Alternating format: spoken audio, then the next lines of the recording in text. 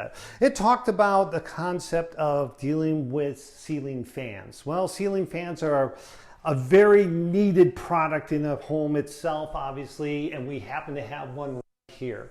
Now, again, like I said, this is a brand new home, so we don't have some of the issues that you may have in your home right now dealing with, hey, I've been in the home for 6-8 months and I get some of the dust particulates around and this type of thing.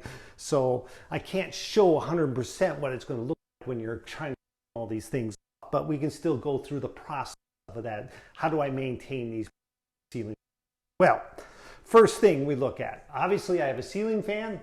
Obviously, I'm got that horizontal issue, the vertical issue of height, and I can't obviously reach that particular concept, so I have to go to my next best thing. I am not going to use a chair. I'm not using boxes. I'm actually utilizing a particular step ladder. I'm locking the legs. That's very important. If there is particulates up there and I start messing around, I'm looking up, stuff starts coming in my eyes, the next thing you know, you're now concerned about your eyes because and you're up off the ground and there's a chance of falls. Let's face it, biggest issue at homes, slips, trips, and falls will get you every single time, unfortunately. Number one issue in OSHA. Stepping up, well, my knees are not past there. I'm going to take my little dustbuster guy here. This happens to be a Shark cordless. I brought it from home. So I'm going to pop this on. I'm going to vacuum.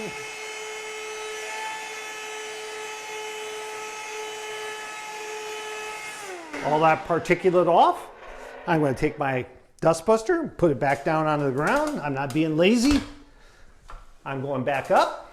Again, my knees are not past that.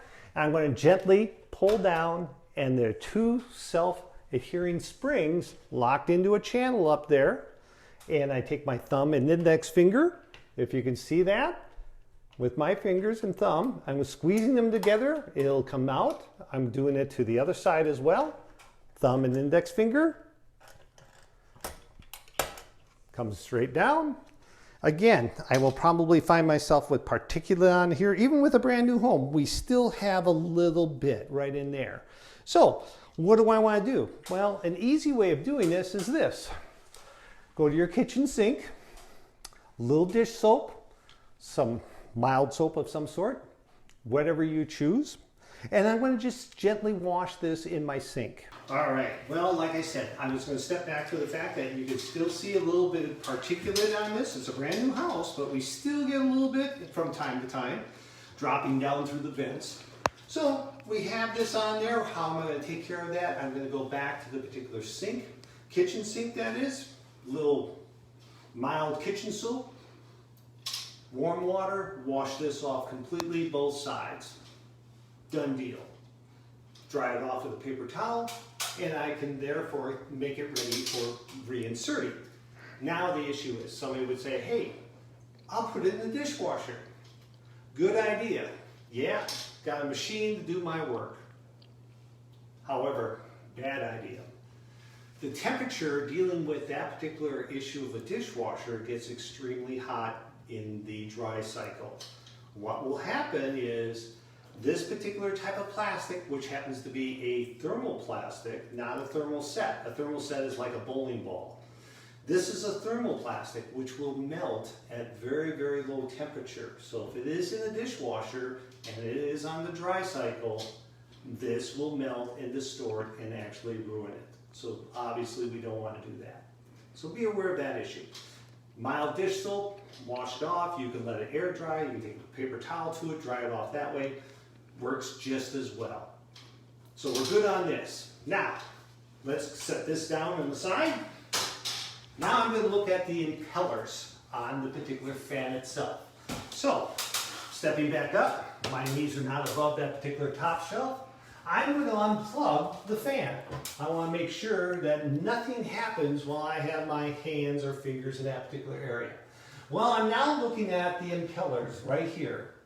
I want to make sure that none of them are broken. I want to make sure there's no issues interfering with that impeller. In other words, It's kind of like spokes on a bike. And when we were all kids, we would take a baseball card and we'd click it to there, and next thing you know, we're pedaling down the street and we'd hear that pop, pop, pop, pop, pop, pop sound. And we don't want that. We want to make sure we got a nice clean sweep and no broken impellers. Looks good. If we have to clean them off, hey, I found a simple little toothbrush can work out very, very well.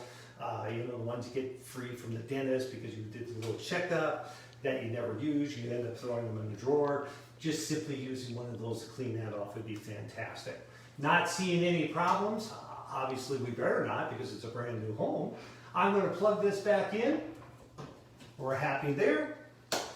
Take my issue of that particular fan shield that we have, and again, we're reversing the process. I'm going to take my thumb and finger index, I'm going to pinch these together and put them up into that particular issue of the slot itself.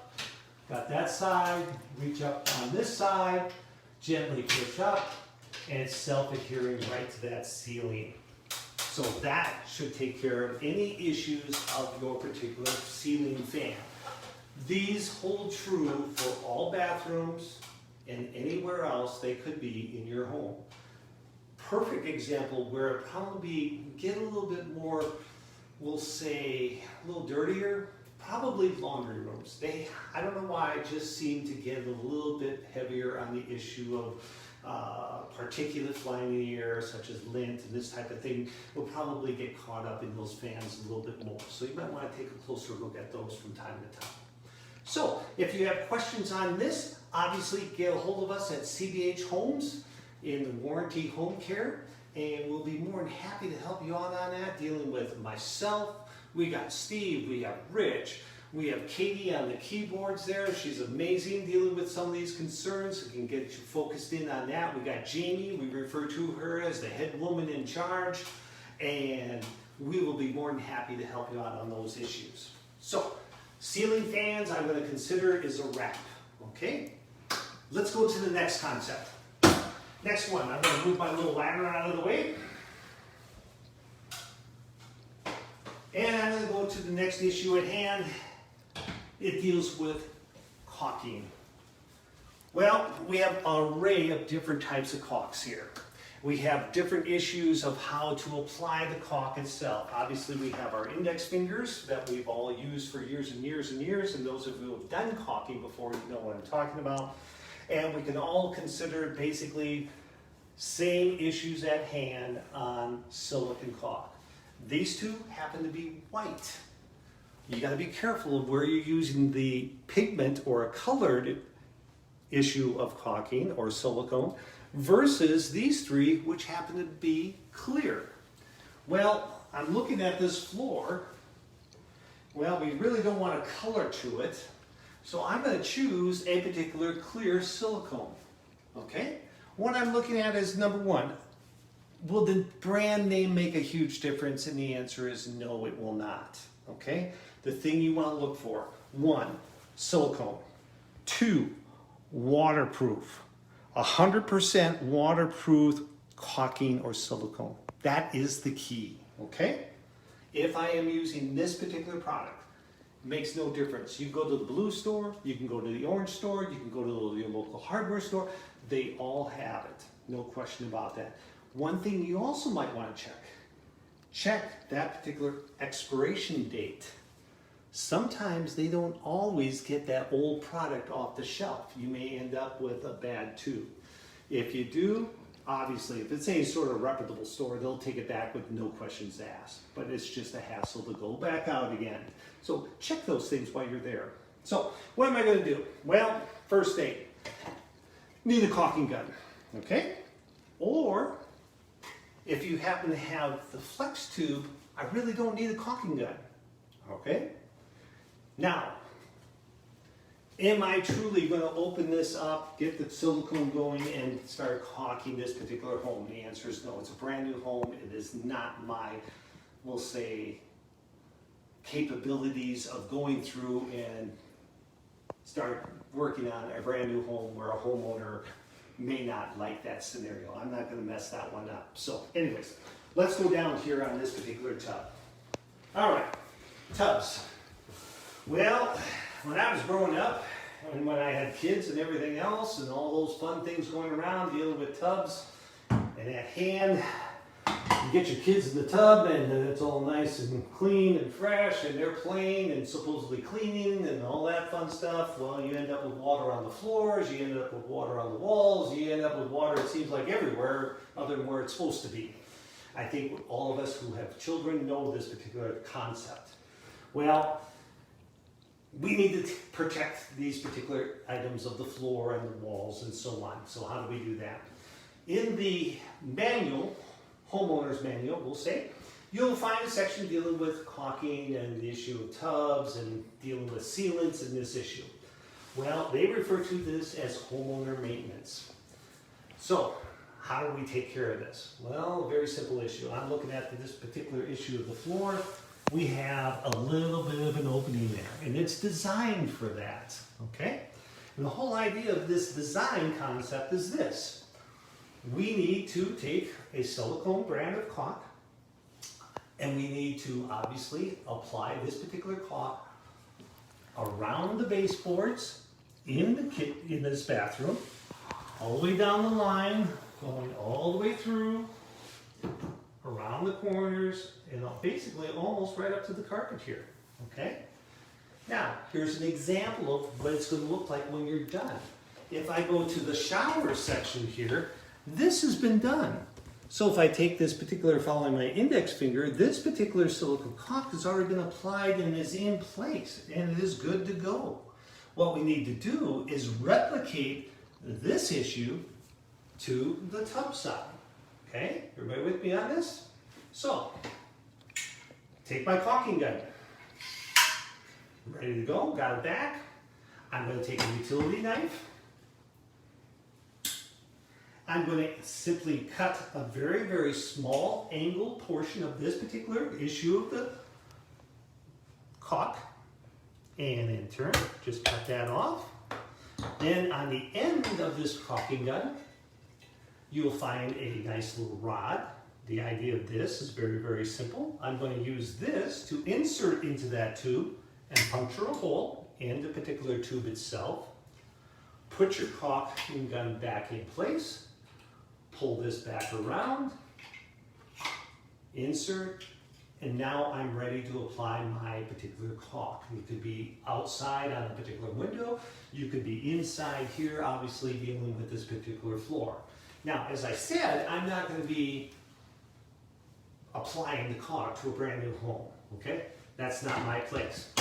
Let's say I get this all caulked out and you want a nice consistent bead all the way around. Well, I got a handy assistant here who's handing me my nice little aspect of known as the DAP cap. I get a 2-for-1 issue. I can open up my product, pull out my little displayer here, next thing you know, I got a nice little contoured edge here, and insist that I have my caulk on. I want a consistent bead, so when I want to take this particular issue, and I'm going to pull it right down at hand, right like so, and take it right across that particular end of the floor, and make sure that particular caulk is going obviously under the baseboard and have a nice consistent cove, okay? That's the key. Now, what's the second best part of this tool? Well, if I'm done with my issue of caulking, take the tube back out. Well, how do I seal it? Here's the nice thing. It's a tapered end. It is now sealed 110%. So you can come back to the tube 2 hours from now, 2 days from now, or 2 weeks from now.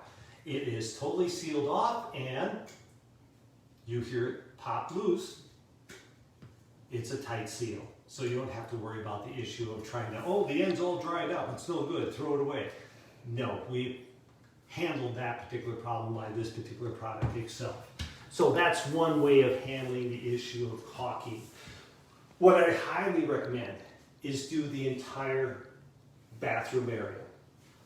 Along the baseboards, obviously in front of the tubs. I would also take it into the particular issue of the water closet, meaning the toilets. All around the entire baseboard of the entire bathroom area. Anywhere you have water, you have a potential problem. That's the key. So please be aware of that. Okay? Now, let's stay right here with this tub, and we're going to go to the next issue.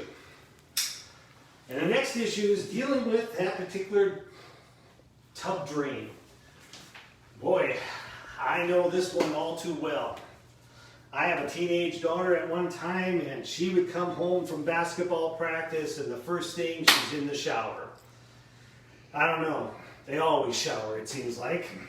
I think they spend more time in the shower than they did anywhere else. I don't know why, but they're washing hair, getting themselves looking good, all that fun stuff. Well, that's great.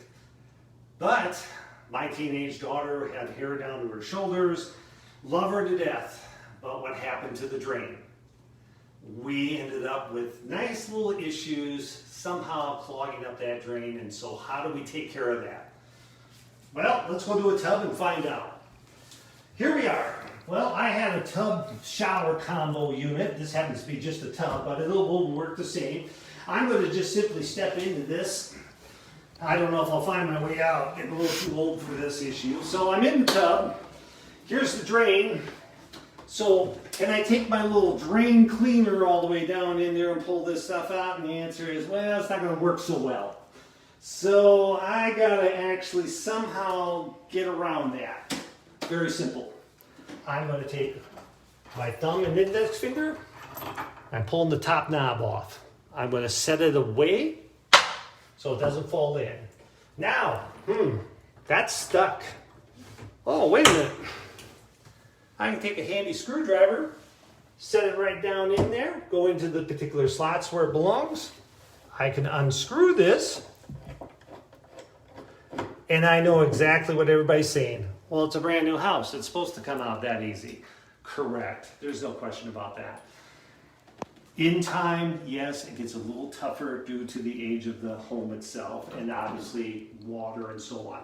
Now I have a clear vantage point where I can go in with this particular little plastic snake, and these have to have these nice little sharp corner, teeth basically, and I can slide this right into that particular drain, slide it down in, and work my way around, then pull it back out, and next thing you know, hey, is there any particulate in there, any issues at hand? It'll pull that particular issue of hair or other concerns right out of the particular tub itself.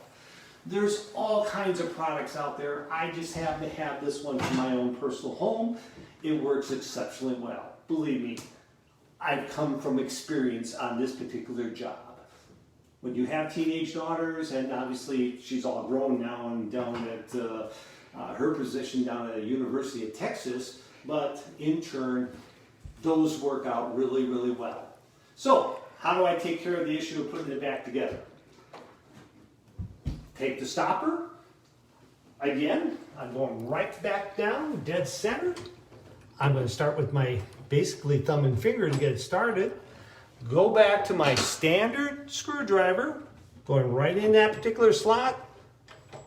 And you should be able to twist this in with just your thumb and finger, just a little snug for tightening. Pull that screwdriver out, pick the top knob, put that back in, twist it back down. It's snug. We are good to go. So, again, dealing with stoppers, cleaning those particular issues at hand. Again, if you have questions or concerns, feel free anytime. Give us a call. That's what we're there for. That's our job. Plain and simple. And we all know the acronym for job. It's dealing with being just over broke. That's where we're at. Okay? Next step. Here we go. Well, let's go to the water closet, aka the toilet. Yes, oh look, there's our friend the fan. They're everywhere. Well, if you have a running toilet, and these seem to be all too often, especially when I was growing up, a problem at hand in inner city Minneapolis, and we constantly had to readjust and deal with issues. Things have changed dramatically over the years, dealing with toilets and showers and bathtubs and ceiling fans. Actually, I remember our house, we never had a ceiling fan. We opened the window, plain and simple. It was a little tougher in the wintertime, but hey, in Minneapolis, either you kind of muscle up or you kind of move to Texas, I guess. So anyways, how do we deal with the running toilet? Well, very simple. Remove the lid, okay? A lot of people say, hey, I'm going to put it right up here. Well, what will happen there, unfortunately, you start messing around with the toilet and this type of thing, it falls. And when it falls, it breaks. Well, my mother always said to me, it can't break if it's sitting on the floor. Can't fall from the floor, can it? The answer is obviously no. So I got it set aside. Now, let's go to the toilet itself. Well, this particular one is right up to the edge, so obviously, meaning this particular tube is the overflow tube, and we're right there at that edge, and it's exactly where it needs to be. But let's say if it was running, somebody adjusted it too high. Well, flush the toilet. That seems to work real well. We got it filling. And we find out, well, maybe it's filling too much. Well, then we're going to go to this particular adjustment right here. And I will either use a screwdriver or basically I can use my thumb and finger and basically make some turns and adjust the float to make the stop on this particular toilet very, very easy. Okay? Again, in my day, they actually had a steel rod going across. They had the float bowl over there, this ball, and we ended up actually bending the rod to make sure it set itself at the right spot. Well, let's find out here. Well, there we are. We're right at that top there, but is it too much? It may be. So let me adjust this down a little bit. So in other words, what I'm saying is I want this float to be down about right there versus here. Let me flush that toilet. Okay, so I'm going to basically push this down. A couple clicks to force it down. And that way, this particular water level should be about right in here, we hope. So let's see how it goes here in 1 second.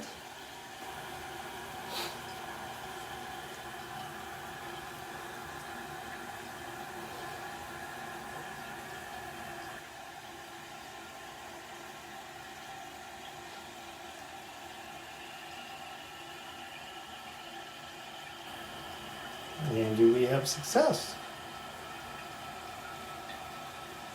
Uh-oh, now we have a running toilet. We don't want that. We went the wrong way. So in turn, reverse my process. Instead of going this way, I want to go this way a few turns, then flush, and we got our problem solved. So, any questions on that particular concept of the water closet or toilets themselves, please give us a call at CBH. We'd be more than happy to take care of this issue.